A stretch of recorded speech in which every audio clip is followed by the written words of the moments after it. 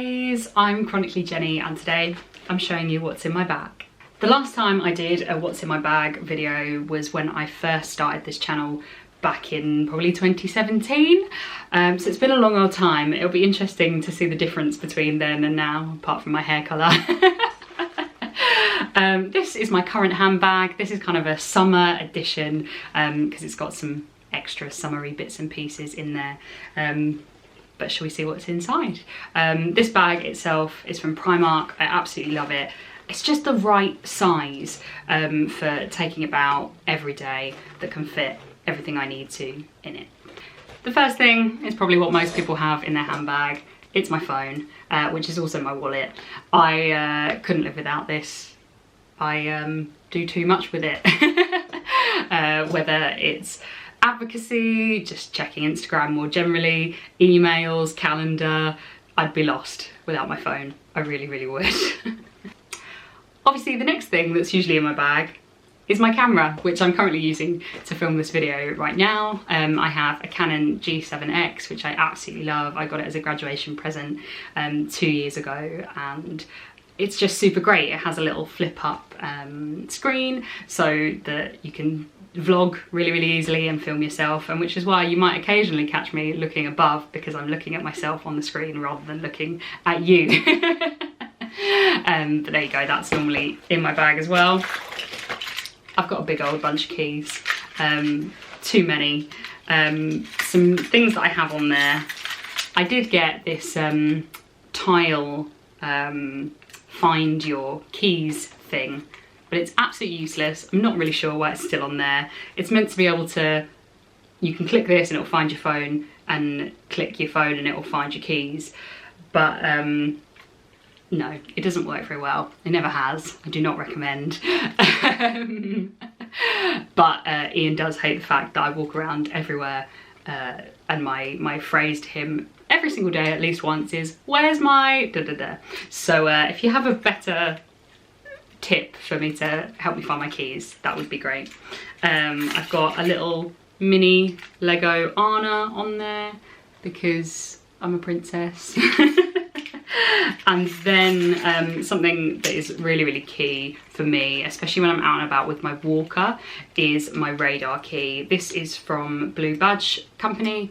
It just means that you can open any disabled toilet door, and makes life so much easier when you've got a large mobility aid like a walker, or you're in a situation where you really need to use a disabled toilet for health reasons. It's super, super handy, and so I just keep that on my keys, even though it's a little bit big, but it's not too bad because I have so many keys.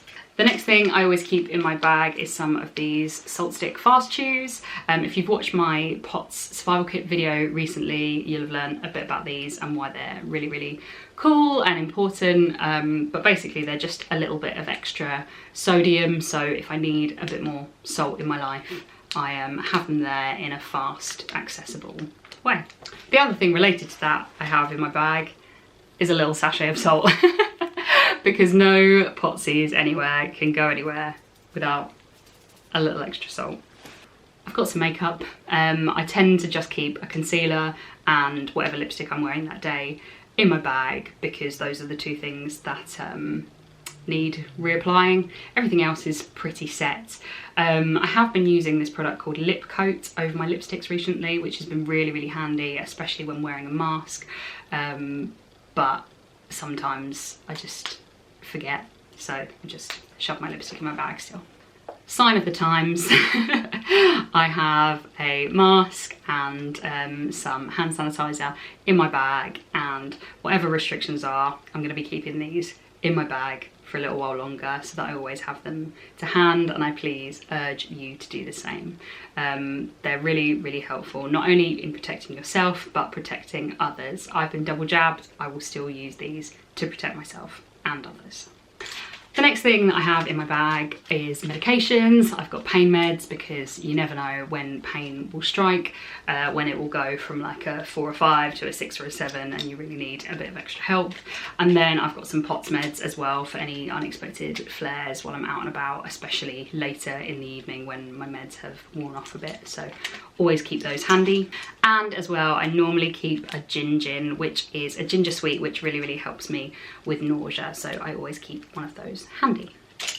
It's that time of the year, so I've got my sunglasses in my bag because firstly sunny days, but also migraines. Oh, that's much better. You can see my ring light in them. So yeah, do you like them?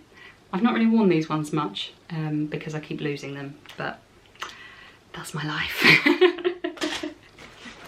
And finally in my handbag I have these cards from Stickman Communications, which I find really handy. So I have the hypermobility, this is a bit of an out of date card actually, because I know they have new ones for HSD or EDS, but this just says hypermobility syndrome / Ehlers Danlos Syndrome and has a brief explanation about what that is. The same with, I've got a fatigue one and I've got a POTS one as well. And basically they have a very brief explanation about what those conditions are. So if you're having trouble and you might not be able to speak or get your words out coherently, you can just give someone this card and they'll kind of have an idea about what your condition is and what you might need.